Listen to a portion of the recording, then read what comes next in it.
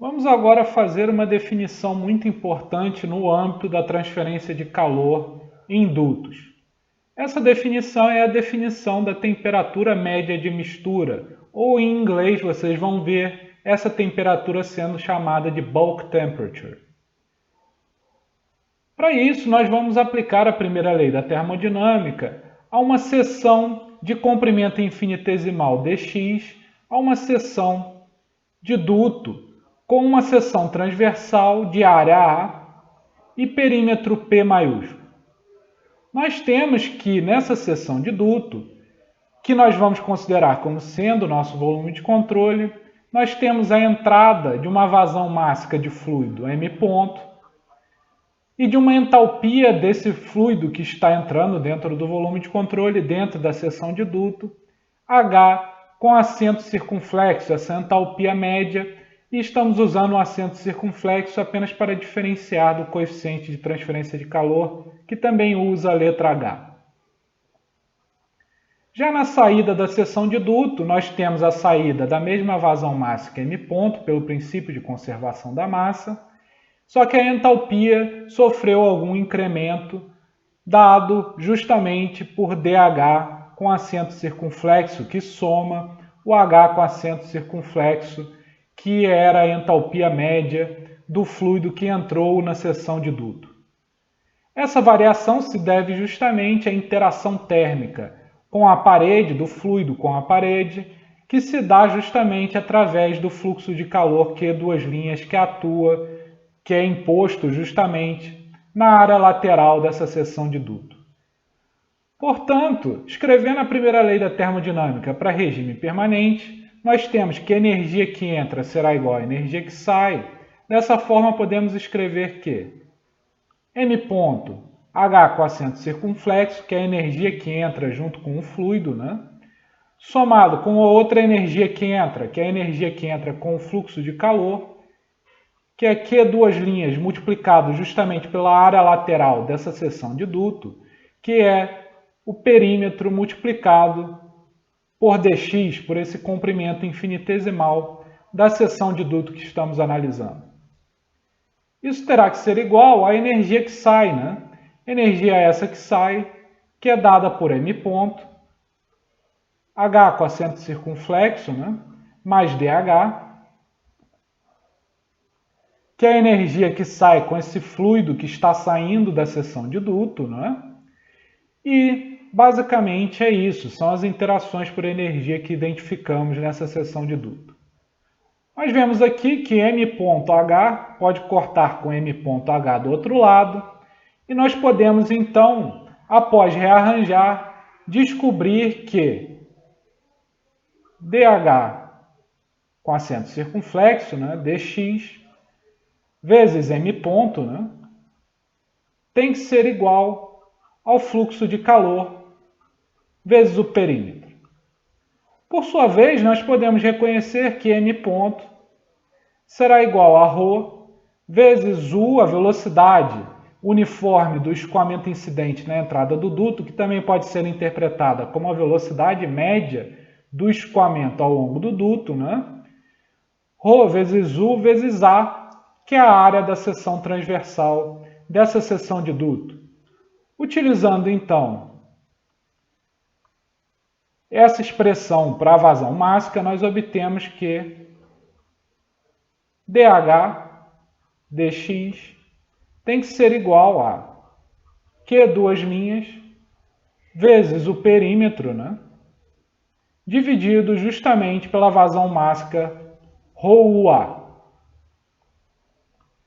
Para líquidos e gases, nós temos que uma variação de entalpia ela é dada aproximadamente pelo calor específico à pressão constante, que para o caso do líquido é um calor específico que tanto faz, não precisa fazer essa diferenciação, uma vez que, sendo líquido aproximadamente incompressível, um fluido aproximadamente incompressível, o calor específico à pressão constante tende a ser igual ao calor específico a volume constante, vezes uma variação infinitesimal de temperatura, uma temperatura característica justamente da entalpia média do fluido que passa pela seção transversal. Nós podemos então empregar essa definição na nossa expressão que obtivemos para o balanço de energia nessa seção de duto, nessa seção infinitesimal de duto.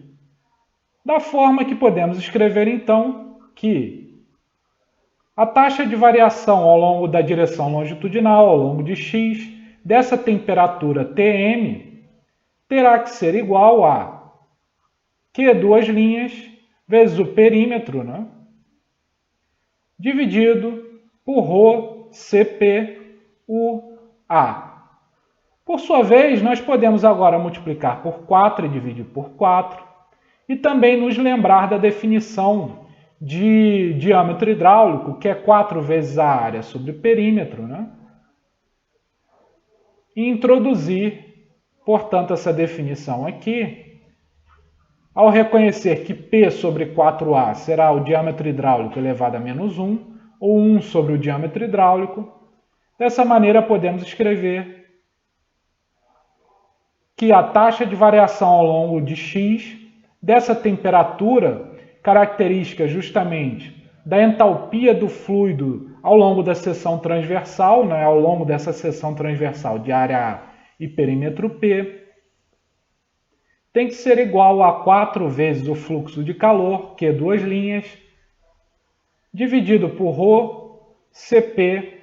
U vezes o diâmetro hidráulico associado com essa seção transversal. E essa temperatura média é justamente a temperatura de mistura. É a definição da temperatura média de mistura, que justamente tem a interpretação física de ser essa temperatura característica da entalpia média do fluido que está passando ao longo da seção transversal de uma seção de duto qualquer que você pegue em um ponto qualquer ao longo do duto que está analisando. Seria interessante, além de ter aquela definição que obtivemos para a temperatura média de mistura, em termos do balanço de energia nessa seção de duto infinitesimal, de comprimento infinitesimal, ter também alguma forma de relacionar a temperatura média de mistura com o perfil de temperaturas ao longo da seção transversal do duto. Isso pode ser feito escrevendo o fluxo líquido de entalpia para fora desse volume de controle, para fora dessa seção infinitesimal de duto. No caso das propriedades médias, nós podemos escrever que esse fluxo líquido ele é dado por m ponto, a vazão mássica, vezes a variação infinitesimal da entalpia do fluido ao longo das seções transversais. Além disso, nós podemos escrever essa mesma quantidade de uma maneira diferente, considerando agora a variação tanto do perfil de velocidade, da componente horizontal do vetor velocidade, né, quanto da temperatura local, que também pode variar ao longo da seção transversal. De maneira que podemos escrever o mesmo fluxo líquido de entalpia como sendo a variação infinitesimal da integral ao longo da área da seção transversal de ρ Cp vezes U, essa componente horizontal do vetor velocidade, essa componente perpendicular à seção transversal do duto, vezes a temperatura, que de maneira geral irá variar ao longo da seção transversal. Além disso, nós podemos tirar da análise que nós já realizamos, inclusive, né, que essa quantidade aqui, n ponto vezes a variação infinitesimal de entalpia, pode ser escrita como ρ Cp vezes aquela velocidade média, que também pode ser interpretada com a velocidade do escoamento incidente com uma velocidade uniforme, né, vezes a área, vezes a variação infinitesimal da temperatura média de mistura. De maneira que podemos escrever, então, se nós acabarmos também reconhecendo que ρCp ele é uma constante e pode sair da integral e também do diferencial, né? E, portanto, podemos cortá-lo dos dois lados. Isso significa, então, que nós podemos escrever que a variação infinitesimal da temperatura média de mistura é igual a 1 sobre U vezes A, vezes a variação infinitesimal da integral ao longo da seção transversal, da componente horizontal do vetor velocidade, do perfil de velocidades ao longo da seção transversal, multiplicado pela temperatura ao longo da seção transversal, tudo integrado também ao longo da seção transversal. Se nós reconhecermos agora que 1 sobre o A é constante, nós podemos jogá-lo para dentro do diferencial e, por sua vez, eliminar o diferencial dos dois lados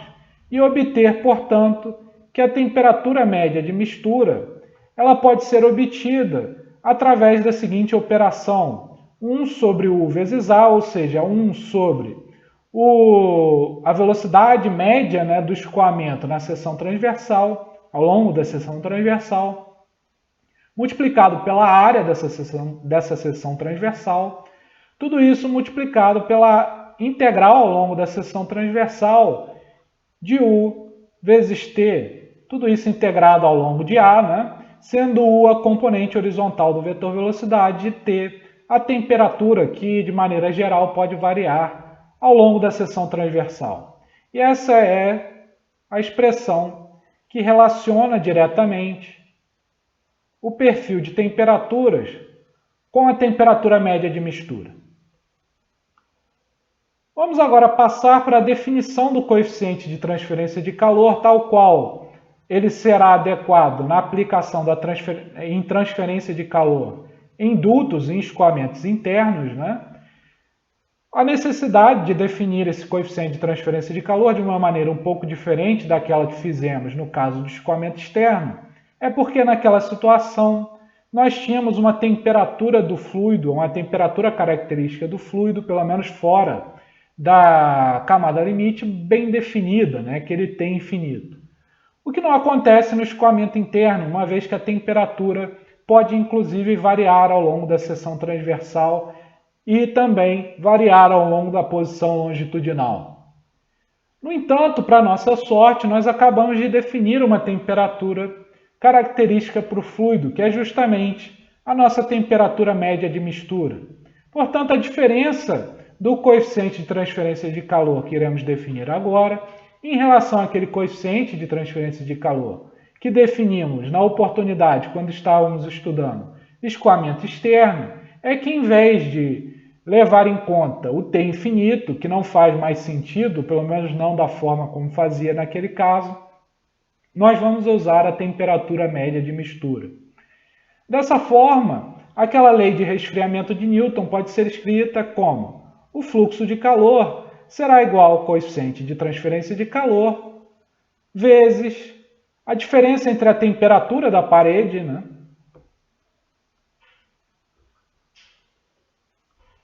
a temperatura local da parede, né, e a temperatura média de mistura, que é a temperatura característica justamente do nosso fluido, né, em uma determinada seção transversal.